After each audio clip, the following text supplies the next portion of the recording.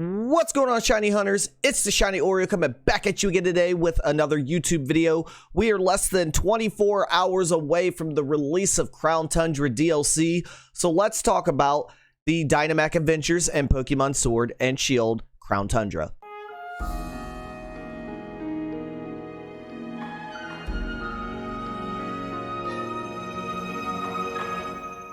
As always, if you guys are enjoying the content, make sure you hit that like button for that shiny luck when the DLC comes out, as well as sub to the channel, turn on the notifications to know when my videos go up for you. Right now, as we speak, we have busted the 100 sub mark, so I greatly appreciate you guys for that.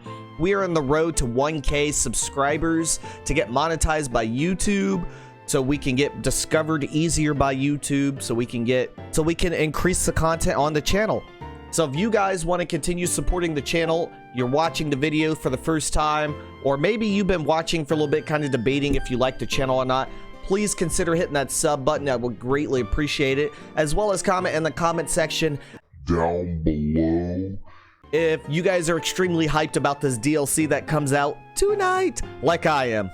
Anyways, I'm gonna stop wasting y'all time. Let's get into the video. So this article by VG247, pretty much, they got a hold of Nintendo, got an in-depth, detailed description on the Dynamax Adventures, and they put it in this article, and we're gonna read it for you guys. Dynamax Adventures Explained. Clearing the Pokemon dens to catch legendary creatures.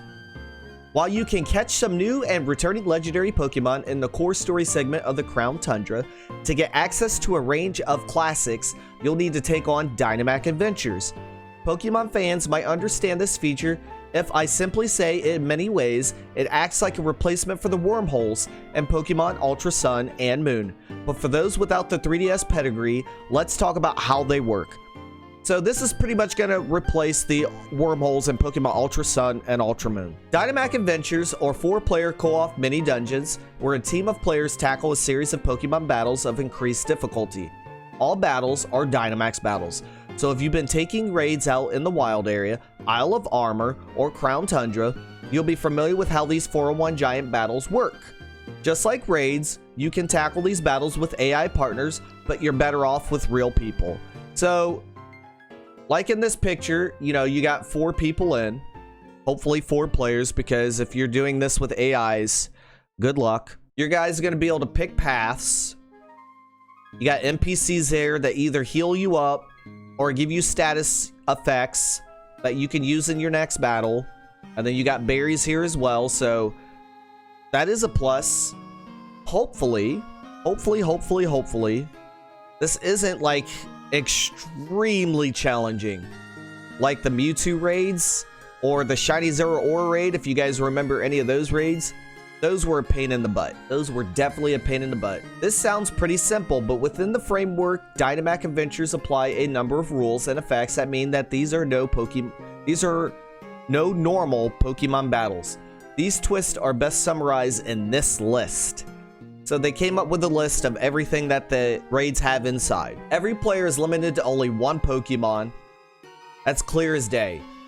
You don't use one of your own Pokemon. When you first start the Dynamax Adventures, you'll be given a choice between a number of randomly generated Pokemon to use as your own.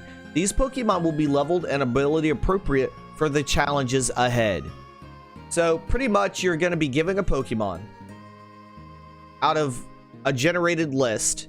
You're going to use that Pokemon instead of your own, and that's what you're going to start the adventure with. Your HP, move PP, and status effects carry over from one battle to the next.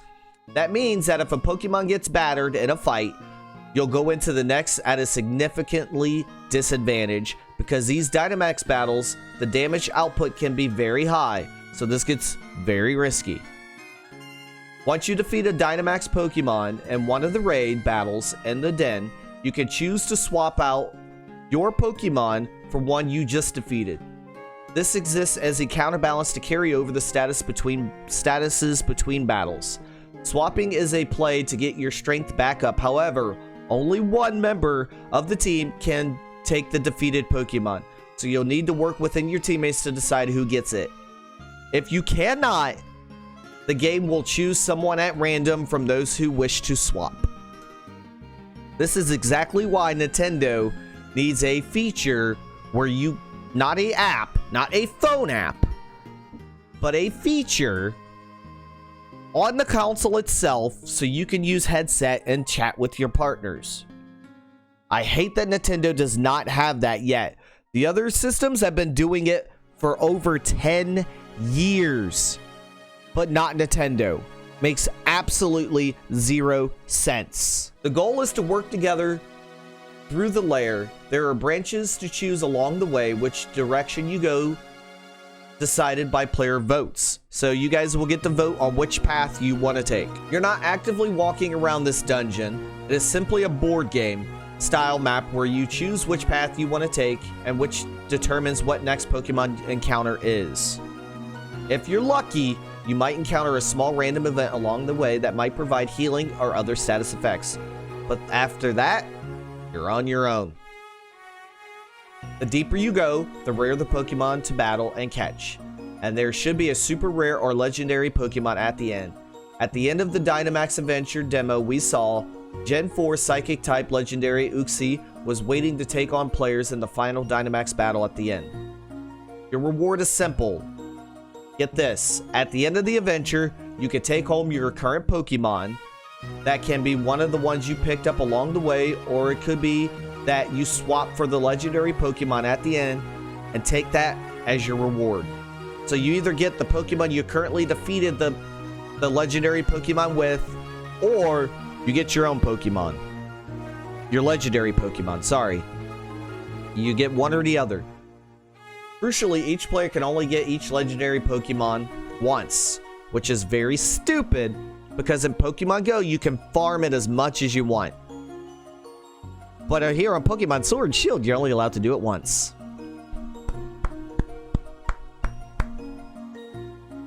That's similar to the wormholes in Sun and Moon, and means you can't use this feature to farm legendary Pokemon. You will also get rare items, like new ability patches, which lets you swap Pokemon's regular ability for rare ability, aka the hidden ability. As for available legends, representatives of the Pokemon Company tell us more or less every past legendary is available through the Dynamax Adventures, but with raids, there will be version exclusives to Sword and Shield. Depending on which game you have, you'll need to partner up with hosts, players from the opposing game in order to catch them all. So, for instance, Gen 2. One game has Lugia, one game has Ho-Ho. One game, Lugia is going to be in Sword, Ho-Ho is going to be in Shield, or vice versa. You're going to have to play both in order to get it. That's all there is to it. With that being said, I hope you guys enjoyed the video. I am going to be streaming this tomorrow on twitch.tv/The Shiny Oreo. I'm going to get out of here. Have yourselves a fantastic day, and I will see you guys in the next video. Peace.